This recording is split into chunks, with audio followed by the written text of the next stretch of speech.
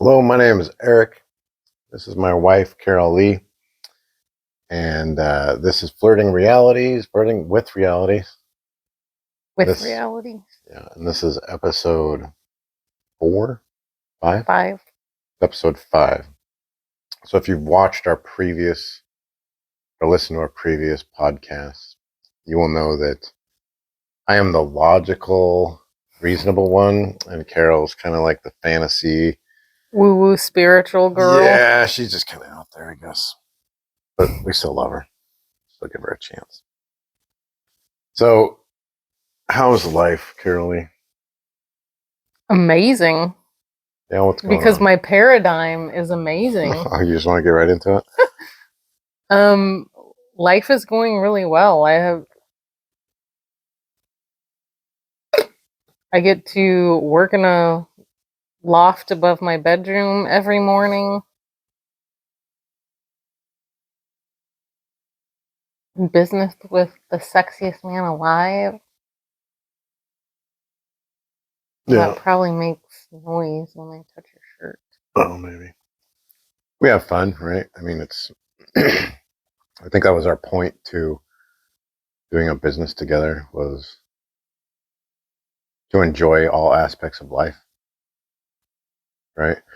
And so I think we have to take a step back every once in a while and think about that and assess that and make some changes. But I think this might be one of those weird times in our life that maybe it's a little bit stressful, even, or a little bit this or a little bit that.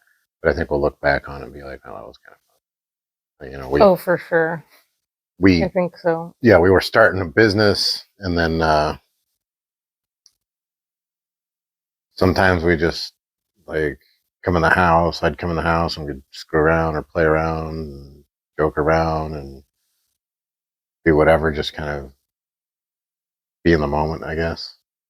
But then try to figure out how to be in the moment, and then go back out and make some money. You're in here trying to get things started. So you're doing. Did you figure out what you're doing? I mean, specifically What? with what you're doing, like what you're focusing on. Oh, you mean my coaching side of things? Yeah. Sorry, you were talking about starting the business, and I thought we were on that subject. Well, yeah, your business. Yeah, but I thought we were talking about satisfied.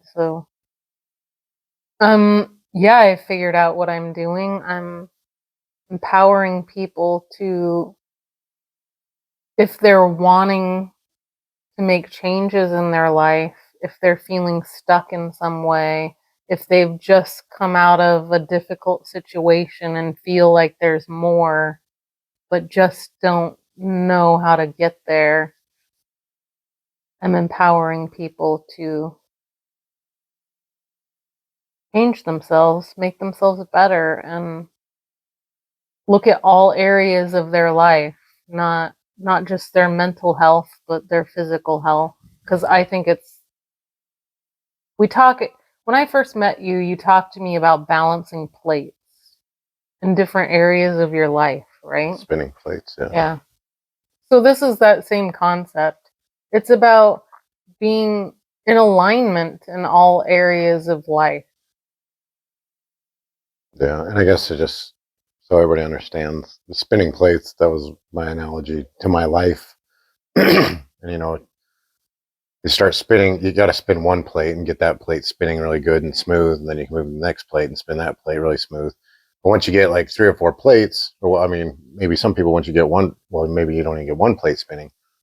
It's, you got to figure out how to spin all those plates, and then you just keep adding plates and keep increasing your capacity and see how many plates you can get going, I guess. I think my struggle was for so long is I just want to help everybody. So, like, even those people who aren't even making their beds in the morning or washing their dishes. But I mean, that's not where I'm meant to be. And so that class I took helped me focus on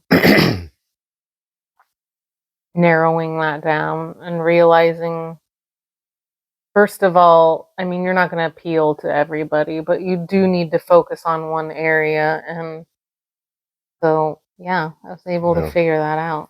Well, from an outsider's point of view, that class really helped you out. It looks like, I mean, your focus is there, and then, I mean, the quality of all the stuff you're doing has changed dramatically. So it seemed like it was a really awesome thing that you went through. It was. It did. Yeah, it was worth every moment. Yeah. Okay, so I guess what we wanted to talk about tonight was paradigms, meaning you have a person has, or a group has, or a thing has, whatever you want to say, a certain set of beliefs. Is that how you would put it? A paradigm is a set of beliefs. Yeah, that I mean, it can be a habitual way of thinking or a set of beliefs. Yeah. I don't know the actual definition, but anyway, so a paradigm. So we've been watching, what's his name, Bob? What? Proctor. Bob Proctor, and he's a super interesting guy because he doesn't strike me as a spiritualish kind of guy. He's more just like matter of fact businessman, but he's nuts and bolts. Like, hey, believe in this, believe in that, and like if you're, I mean, he doesn't say stuff like this. Is me paraphrasing, but if you're a loser, it's because it's the way you think. We got to change the way you think. He's way softer than that, but he really had a profound way of explaining how you come out of, when you're a baby, you're presented in this world with an empty slate. You have zero paradigm. You don't know anything. Yeah. There's no such thing as truth. You're like a blank computer that nothing has been even put on yet. And that really hit home with me, how much your family life impacts you, because he said what you have until you're 4, and then like pretty much your belief system your paradigm's set, right? Yeah. But it was interesting too because he talked about conscious and subconscious. I've never actually heard anybody else talk about it that way, other than that's what the labels I put on it. Because you have your conscious, which your conscious is who you think you are, and then your subconscious is autopilot. So if you get completely drunk and you're passing out, your subconscious ends up driving you home somehow. It's your basic functions, the subconscious, and that's what he was explaining. Is that's what your subconscious is, and it has a set of beliefs. But we've already known it. He's just put it in a really good way. Yeah. But he was, we've known it, and that's what I've always said. Like when people say, "Do you have this such and such genetic thing in your family?" Even like heart attacks. So we say, "Well, do you have heart attacks a thing in your family?" And I've always been like, "What does genetics mean? What is genetics? Does genetics mean there's something wrong with my heart and it's passed down? Or does that mean my grandpa was a fat ass, my dad was a fat ass, and now I'm a fat ass? But we're fat asses because nobody's taught us how to eat right and exercise. So is it genetic physically that you can't change, or is it genetic mentally that you can change? But what's the difference, right? Because it's genetically passed down, whether it's mental or physical. But that's basically what he was saying, is it's passed down, and that's what we've always known is, well,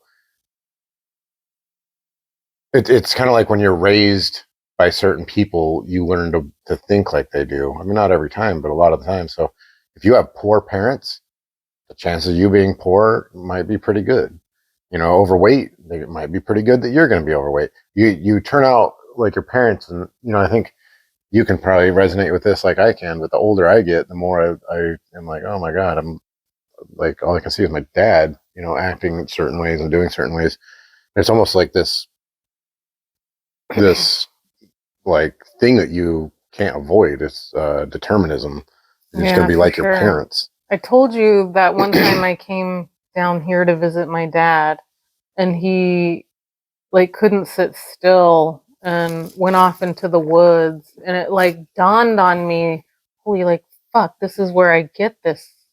Like, I had trouble sitting still for a long time. Yeah. Little stupid things that you would never even think about Well, that you pick up on. And so anyway, the paradigm, right? So paradigm is what we were just talking about. So if your family says, "Hey, only rich people have money," well, we had topics we wanted to talk about, and that was one thing we had as a topic that we wanted to talk about, and it was so funny because I don't want to say who this person was, but I used to know this person, and they used to be mad at quote unquote rich people, and they would say the only people who ever have money are, well, they'd think like it was old money, like family money and stuff like that. And I would always say, well, why don't you just go out and make your own money? They'd be like, well, it's not possible. And it dawned on me, I was like, oh, so if you have this set of beliefs, if you have this paradigm that you will never have money because you have to be born rich, you have a 0% chance, literally 0% chance of ever having money because you don't believe in it. So you'll never try. You'll never do a business. You'll never try to make you'll money in never anywhere. invest. Yeah. You might not even have a job because you're like, Yeah. what's the point of having a job? We'll never have money. Yeah. You have 0%. So what are the chances of having the paradigm that says, I will have money, and then you have money? It's not 100%, but it's not zero like that other guy who's saying he'll never have money. That's a 0% chance. So, we were talking about that, or we were going to talk about that, and how it, I mean, that's a good sign of a paradigm, and how you've got to shift that, and you got to think, well, I can make money. I can do this. I can do. I can, and that's actually what you went through in your class, right? It was a lot of just get your head out of this space and start understanding that you are capable and you are worthy and blah blah blah. It was the first week was all about beliefs. Your beliefs about, like, if you're an imposter, your beliefs about your perfectionism, your relationship with money, which is another belief system that you could have, which is, they're all paradigms, which is Bob Proctor's version of saying it. I don't think he made that up. I think because I heard maybe Aaron got it from Bob Proctor. I don't know, but I've heard it before. So I guess the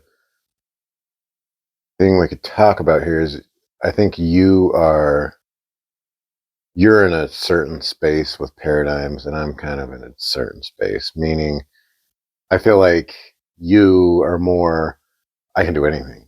Anything's possible, 100% anything.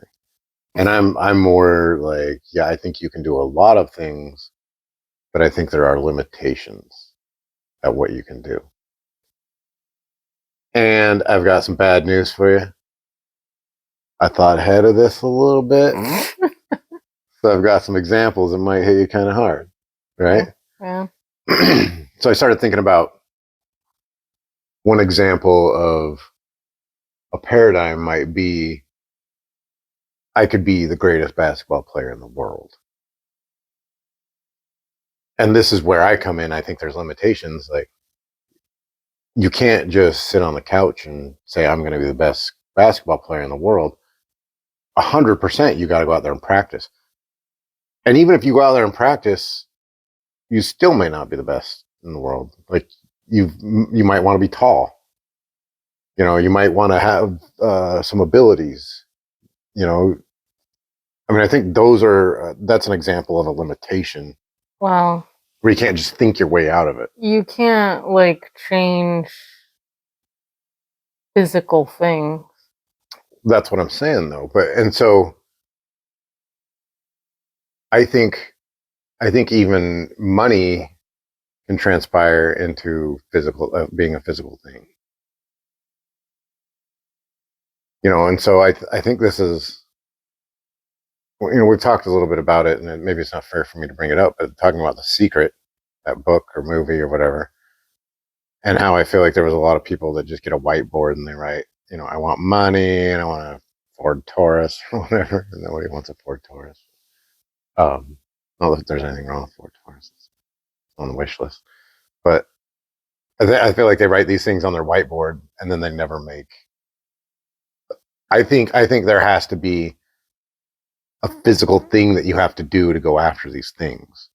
I think you have to believe in yourself. I think you have to have the paradigm that you're worthy, that you're going to do it. But I think there's physical actions that you have to have. I don't know why you think that I don't think you have to take action, because I don't believe that you just sit on the couch and meditate your way into manifesting things. Well, this is awesome that we have this on video because I don't think I ever said that you said that or thought that. Oh, you just said, like, we could pause and rewind. I thought you were like challenging how I was thinking, because you're like, I have some things to tell you that might be. I think it'll challenge what you're saying, where you feel like you can believe in anything and make anything happen. You're just further on the end of the spectrum where I mean, you can correct me if I'm wrong, but I feel like you're further on the end of the spectrum where you feel like you can change anything with thought. It can't just be thought. It has to be a synchronicity of a whole bunch of things. And the reason why I believe that is because I've changed things, substantial things. Yeah. Well, I mean, tell me what you believe in. I mean, no, you're right. That's what I believe, but I don't believe that you just sit on a couch and You know, I'm don't not do saying that anything. about you. I'm saying that other people believe in that. Oh, yeah, I don't believe that at all. You still have to be someone who takes action. Yeah, maybe that's where you got confused because I'm not saying you. I'm saying a lot of people that watched The Secret or read The Secret get their whiteboard and they go, "This is what I want," and then they go sit on the couch and they go, "Well, I don't know why this isn't working." But the law of attraction, I need to just think that I want this all the time, and then it comes to me. Yeah, But no, I'm not saying that's what you think. there's more to that than just vision boards and meditation. There's being 100% grateful for where you're at in the present moment. There's detaching from outcome, which can be hard to detach when you're attached to how you want things turn out, because the whole idea that I believe is it may not even come to you exactly the way you wanted it, but you have to be open to a version of it that the universe is giving to you. It may be way better. I mean, it usually is way better, but does that Yeah, explain what I believe? I mean a little bit. Yeah, the basic. But I guess we were talking about in business the other day. We were talking about me and my paradigm around clientele and how I feel like I'm just going to be dealing with a lot of douchebags because that's what a lot of people have turned into. A consumer today, a very regular consumer is a douchebag.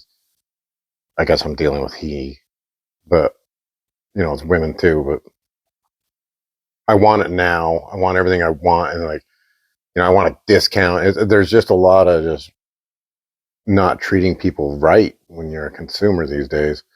So anyway, that's my paradigm, and I've been dealing with some crappy customers, and I think your take on it was more you need to shift that paradigm, and my take was more I think this is just what life is. So I mean, I guess that's just an example of we both believe in the same thing. We both believe that you've got to have positive thoughts and you've got to believe in yourself. But we both have I don't know, I guess I feel like I'm more limited than you feel like, right? Yeah. I mean, I feel like you have way more control over what you're attracting to you than you realize. Yeah, I guess I guess I don't understand really clearly like how you feel about things, but I truly believe in the law of attraction, which is what you focus on comes to you, is a very simple way of putting it. with action. What you focus on, But you got to have action, right? that's manifesting. Manifesting is action. You have to have action with manifesting. Because I mean, an obvious one is if you are overweight, you can't just change your paradigm that you're skinny. This is a physical thing. You can't change. You could start envisioning yourself being athletic Yeah, and believe that you can get there and detach from the outcome, and you still have to take that action towards it, and you can attain it. yeah. I think that's a good example of how you can actually think your way into it. But there's still action. There's still a physical world. There's still actions that you have to take to get there, right? Or, but I mean, what if, talking about who's that guy you watch all the time that he says basically we make up that nightstand. Oh, Deepak Chopra. Yeah. So what if, just for conversation's sake, what if you are making up what you look like? So what if your paradigm shifted so much that you no longer look like that and you didn't take action and it still happened? Is that possible? That you change the way you look? Just by, I don't know, like thinking and I don't know, like what, like, Thinking your way into like a Botox looking face, or well, I mean, I don't know if this is a good example, but what if we are in the Matrix and everything's simulated? Can you change the simulation by what you think? I mean, like, can you turn into a cat? Or no, not necessarily, but okay. So the example we were working on with um, making things up was, what about the anorexic girl that's like skinny, like skeleton skinny, but she thinks she's fat. So you could, in a way, change what you look like and who you are by the way you think. I think I understand what you're saying. Like, yes, I mean, I'm sure, absolutely sure that there are gorgeous people out there who think they're ugly, Yeah. and So they are not. that's what I'm getting at, though. Is so I guess I've just changed my mind a little bit, but you can change your paradigm with no real physical action and get a different outcome. Because if you're that anorexic girl that thinks she's overweight and you change your paradigm to realizing that you're actually underweight and that you just have this epiphany,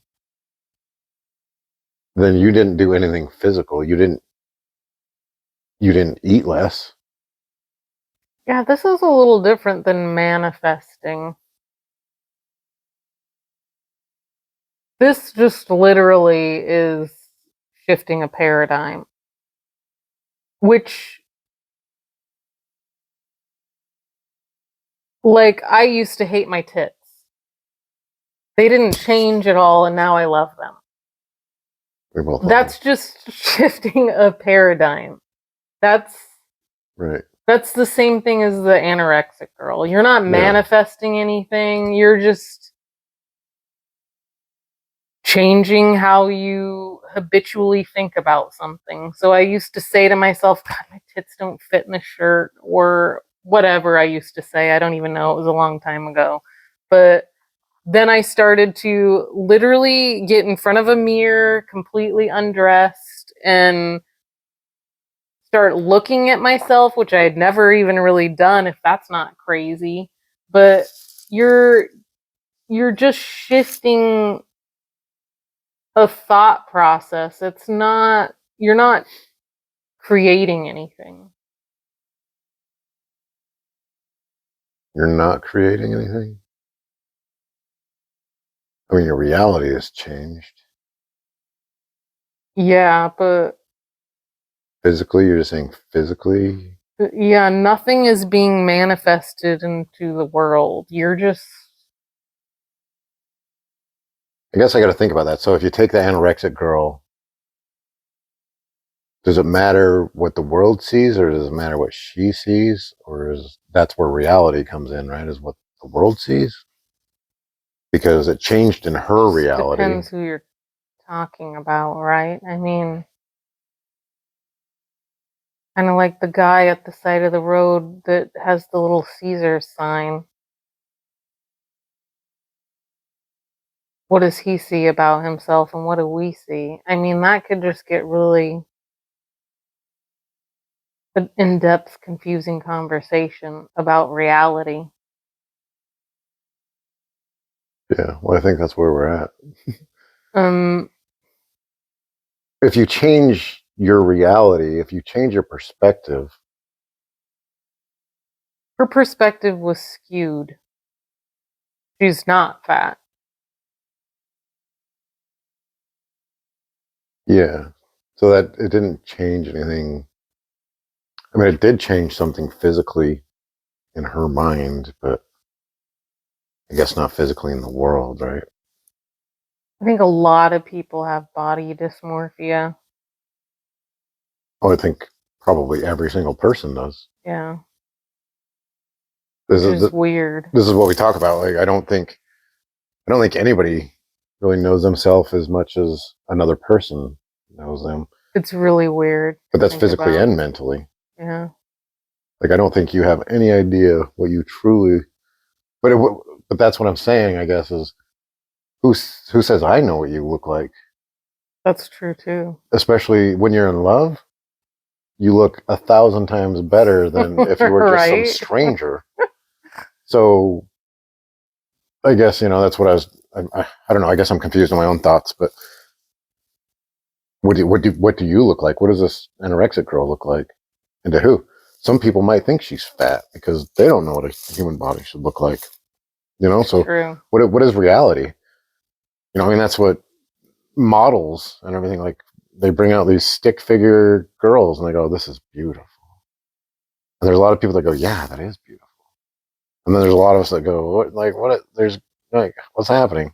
Like, no. She's starving to death. Yeah. So, like, Let's go get a pizza and some burgers. Yeah. So I don't know what I was getting at. It's, I guess I'm confused, but it's, changing your paradigm. So if anorexic girl changes her paradigm, I mean, mentally her life changes for sure. But then I don't know what to think about physically. But I mean, what about some homeless person that thinks they're the best basketball player in the world? It's, I guess that's what I'm saying. It's confusing, right? Because who Well, to me, it's just, are we getting ridiculous? Like, I mean, some people might say changing your paradigm's ridiculous. Like, who says what? I mean, I guess I don't try to manifest things that are, to me, insane. Like, But that was a funny part about Bob Proctor when he said, let's change your paradigm. And then he said one of the best things he said in there was, you shouldn't work to make money. You should work for the satisfaction. If you want to make money, I can show you how to do that while you sleep. yeah. And my brain went, okay, Bob. And then he's like, and if you don't believe that, that means your paradigm's messed up. And I was like, and my head was like, yes, no, yes, no, yes, no. Like, oh, like I can't like think about just making money for no reason, and but that's what you're saying. Like, why don't you why don't you think about ridiculous things? I mean, I don't want to be a basket. I think of things that I want to do, I guess. Well, then it's not ridiculous to you, right? If you want to do it. Yeah, I mean, Well, yeah, and you I don't want to. don't want to be a basketball player. Well, yeah, but I mean, I wouldn't fantasize about being a circus clown either. I don't want to be, but I'm just saying, like, fantasizing about things that you want to do or want to be, or I if there's no do. limitation for you. No, no. Well, I think that's one thing I really appreciated about starting my own business years ago was I think that's what it is, and I think that's what we're doing now, right? Is this is what we want to do, and if you don't ever take that leap into doing what you want to do, then guess what? You will never do what you want to do. Yeah. So it's like you have to mindfully think about, what do I want to do today? What do I want? Where do I want to be tomorrow? How do I? And so you have to take these actions, but you have to believe you can do it. And I guess it's harder to do than you think. It is harder to do than you think. But I guess that's where the beliefs come in, right? You got to believe in yourself. You got to. And even when you don't, you have to still take action. Yeah. So I guess I'm just as confused as ever. Because you got to take action. But do you? I don't know. I guess it comes down to the question of what is reality, and that's a huge, huge topic. Like, what is reality? Like we were saying, like about a homeless person, homeless person could be a game show host. And just because everybody in the whole world says no, well, their reality says yes. Well, yeah, so I mean, I've been raised with two people who were not living the same reality as the majority of the world. But do you and I live the same reality as the majority of the world? No, I don't think so. So does that make I us think a crazy? lot of people would think we were crazy, yes. Well, but that's the funny part, right? Is that who's crazy? I guess that's another thought I had too, and I brought this up during COVID. Was the ironic part of people going all in on COVID and believing in COVID actually made it scary for them. Because now, if during COVID, if you would have gotten a cold and you would have gotten in your head about it, I believe you could have made yourself die. Like, talk about a paradigm. Like, you could have brought it on yourself that you died.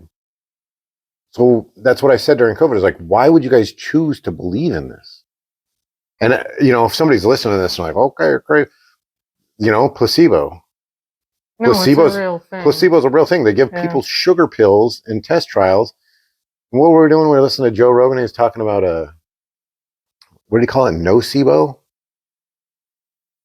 We talked about that one guy that was in a testing trial, and he got sugar pills, and he had to get rushed to the hospital because he was literally having a heart attack. And he's like, I'm on this medication for this trials, and And it I'm was a I'm having a side heart attack. effect. Yeah, and this is a side effect, and like he showed all the signs, and like his heart, and so they had to treat him, and they treated him, and then later they found out it was a sugar pill. But he literally made it a thing in his head. And so that's what I was saying about COVID was you can literally kill yourself because you believe in this when I mean, even if you don't kill yourself, you can cause yourself ailments and illnesses just having that kind of intense fear constantly. well, yeah, I mean, so that's the first thing I was ever sold on about you being able to believe or your mind being able to cause you physical damage was the obvious one of a heart attack because you can have stress at work And stress can give you a heart attack. Stress can literally kill you. And so you're taking something mental and turning it into something physical. So that's the first thing that sold me. But then that's what I'm saying. COVID, you can kill yourself by believing in it and being scared, and you can be stressed. And so it's I don't know, it's just crazy to think that people would want to believe in it. Like they insisted in believing in it. And it's just crazy. I'm not saying it wasn't real. I'm just saying just deal with it when it comes, you know? Don't be terrified of it. Yeah. I don't know. I think a lot of people, well, I think fear makes people make a bunch of stuff up. You know, I was reading, I think it was Brene Brown or something, talking about fear that almost everybody has. It didn't resonate with me. I guess I'm one of the lucky ones that don't have a lot of fear, but they're talking about, you know, having a baby and seeing that baby in the crib when you put it to sleep and not being able to walk away because you think it's going to die every moment. I was like, I don't know what that means. But I guess that's a thing. It's just always having the worst outcome in your mind and thinking that bad things are going to happen. I mean, that's a that's a paradigm shift. I wish the world would change. It's kind of what we talk about when we were kids. Nobody wore a bicycle helmet.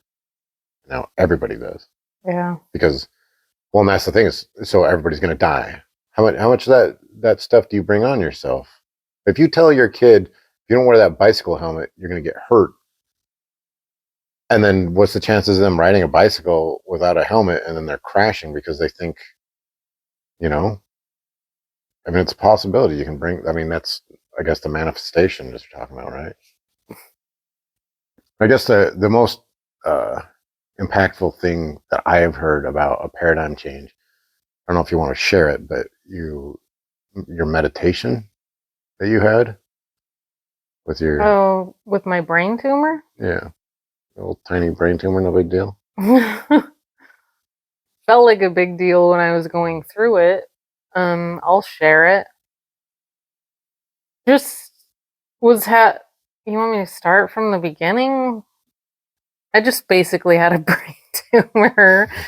My only symptom was vision symptoms, and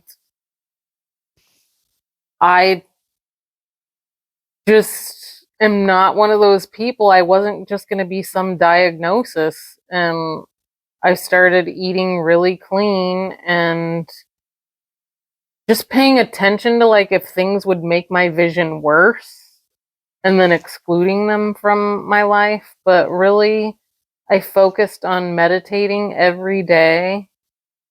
And every time I would meditate, I would visualize this thing shrinking and then disappearing. And Like you looked inside your own head or what? yeah, I just imagined seeing it in my brain and then The shrinking tumor? it, yeah, down to like, boop. So explain to me though,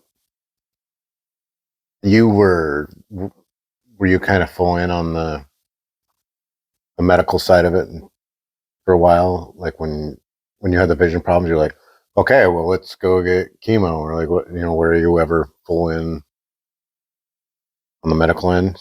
Well, when I was first told it was a brain tumor, it was a neuro-ophthalmologist that told me that, and he was like, "You have to have brain surgery right now. Like this, it's urgent."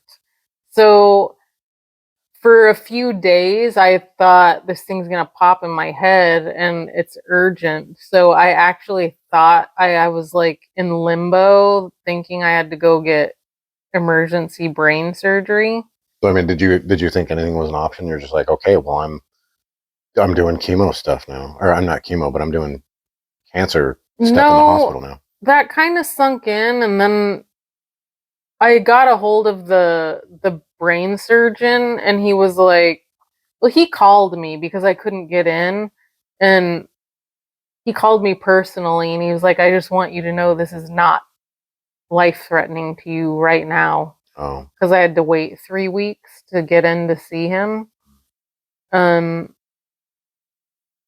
but I mean, he gave me my options of surgery, which he told me, like, I mean, he he has like a 90% success rate, so there wasn't really a concern about um me dying on the table or anything. Did But he give he, you a time frame of when this had to be done? You're like, you're going to die in 6 months? well, he was discussing options, and he told me this is an option to have surgery, but it could come back. So he said you could go without? The thing that was in my brain was non-cancerous, so he found that out. Hmm. And the minute he told me that, I was like, I'm taking care of it myself. When I found out it was not cancerous and I wasn't, like, I was dealing with vision symptoms, nothing made sense to put my life in danger. What, it was like a growth or something? Or A how'd they explain it? tumor. A non-cancerous tumor? Yeah. Okay, and so you decided to take it in your own hands. Yeah. What did you do? I meditated. I reduced stress in my life. I ate super clean. I just focused on being happy as much as I could, and that was the most important part of my day. And then that was a forced paradigm shift in a way, because then you realized life was short, right? And so it changed. You realized that life should be more short term than long term. Another amazing thing about it is I was completely detached. Like, if I was detached from the outcome, I was perfectly happy where I was doing what I was doing. I was able to still function as a human. I was grateful for that. So when you meditated and then your vision got better. Slowly got better. So it was really bad. Like, literally, I hardly had any clear vision in my, like, I'd get like 30 seconds of clear vision. Um, but yeah, it just like started to ease up a little bit. And I was like, gee, this thing must be shrinking. Hmm. So, And sorry, did you ever go back to the doctor after you decided to take no, care of I was yourself? supposed to go every 6 months for an MRI to have it looked at. And no, I've never.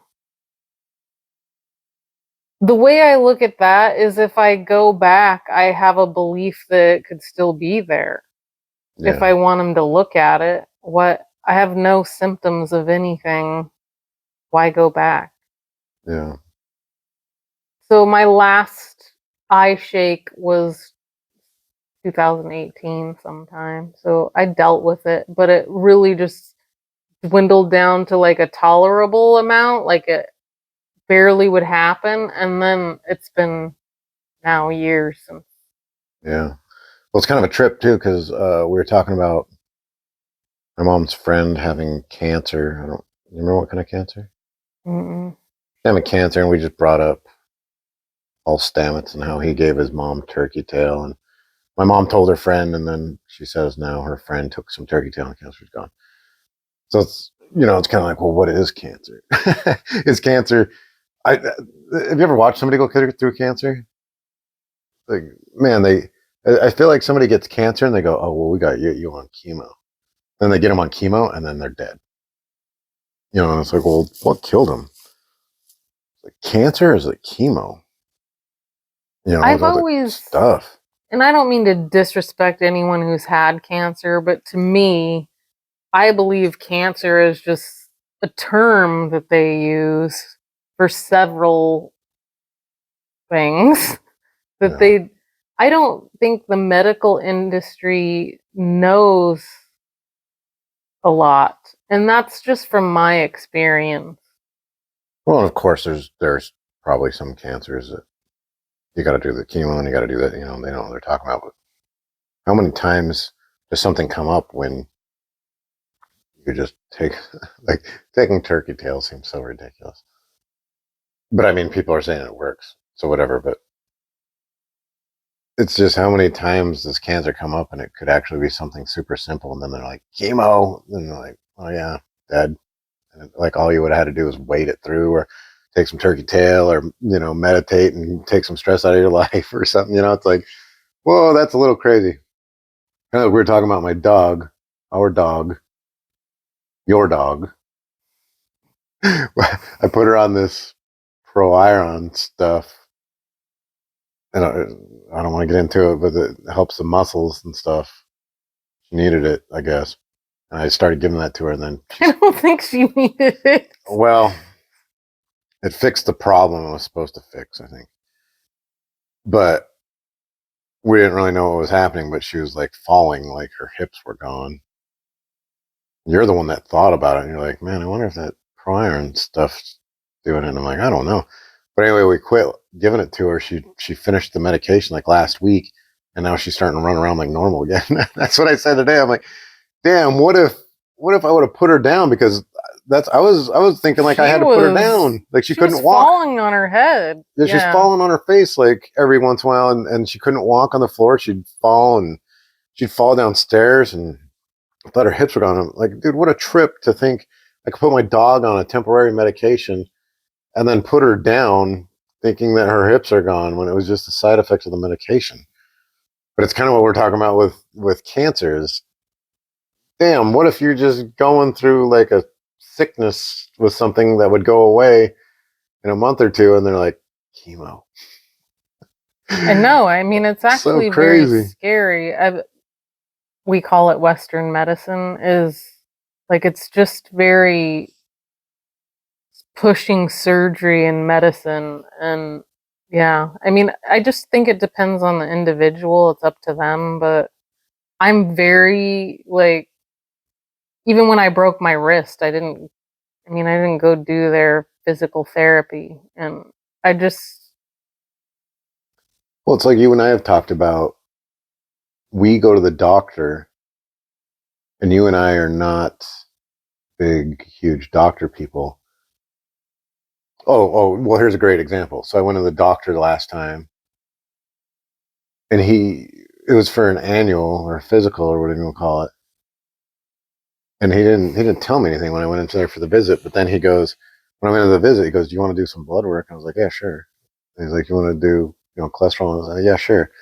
And right when I was talking to him, like, I finished this super heavy, fatty drink, and then I got my cholesterol test, and it was off the charts. And then it's like, well, let's put you on some cholesterol medication. It's like, then I looked it up, and I'm like, you have to be fasting for this. But what if you would have just been a regular person that believes in that kind of stuff, and you're like, let's get this fired up. My cholesterol's out of control, and my LDLs and HDLs aren't working out. And you're like, oh, and then put me on statins. And it's like, I mean, that's what a normal person would do. They just trust their doctor. Well, that's kind of crazy. A lot of people, I know every time I go to the doctor and they're like, are you on any medication? And I'm like, no. They're like, really? Like, everybody is on at least 16 medications. Yeah. It's uncommon if you're not taking anything. Yeah. I don't know. It's all weird. But, it is all weird. So, I mean, talking about paradigms, though, and I think that's the point of a paradigm, is I think if you think paradigms are like foo-foo, weirdo crap, I think it's just like I was talking about the money thing, saying the only way you'll have money is if you're born into it. You have a 0% chance of ever having money at that point. If you think the only way, or if you think what we're just talking about, like with doctors, is crazy, and you need to believe in doctors and do everything, I mean, the chance of you fixing yourself or getting out of a cholesterol situation like I did is you're talking about now 0 again. So even if you think a paradigm shift is crazy, silly, stupid, it's ridiculous to not believe in a positive mind frame. Like, believe in doctors then. Believe in doctors and believe doing everything that they want you to do. But also believe that, like, I mean, why not just believe that you can heal yourself, or believe that you can change your diet, or you can change things and make yourself better. You know, just, it's the same thing as saying you'll never have money. Like, just say, I can have money, and I'll go start a business, and I'll do this, and I'll believe in myself. It's, you gotta put yourself in a paradigm where you have better than 0% chance of everything. You can't just put yourself in a 0% chance for your health, for money, for love, for relationships. Like, you can't just say, well, everything just sucks, because then guess what? It does. And is that where you want to be? It's true. Yeah. I mean, that's what I'm saying, though. If you believe you'll never have money, then you will never have money. It just, so why not just fantasize and say, well, I'm just going to believe in it just for fun and see what happens. Maybe you'll still be poor. Yeah. But at least you'll have a better frame of mind. It's true. Yeah, absolutely. Yeah, I think that's, I don't know. It kind of turned into a bigger topic than I thought it would. And I think I'm more confused actually now than ever. It's a big subject, I think, and a lot to think about. It is. Now, what are we sitting at here? Almost an hour. What else you got to say? Pretty much it. I think an hour is good. Yeah. Okay, well, we're getting tons of views on our Tons tons of listeners. comments. We want to thank all 2 of you for listening. Yes. At this point. And you know, but this is our paradigm, I guess, is I think Carol Lee's in on it with me, that I don't know if I care if anybody ever listens. We're just doing this because that's what you do. You want to do better. things. Yeah. Yeah. Experiment with life and try new things. And then I don't know if this is official, but I'll make it official right now, whether you're not. But I think we both kind of agreed that we're never going to tell each other like something's not possible ever again. Right? I'm going to work on it. I hope. I mean, I'm not perfect, but I'll try. Yeah, but I can call you out and you can call me out. Yes. So if you say, yeah, I don't know if we can do that, I'm like, Carol, well, we can't do it if you say we can't. With cherry ice cream. Yeah. I was positive and she was negative about it. It's true. Yeah. Okay, well, okay. there's another episode down.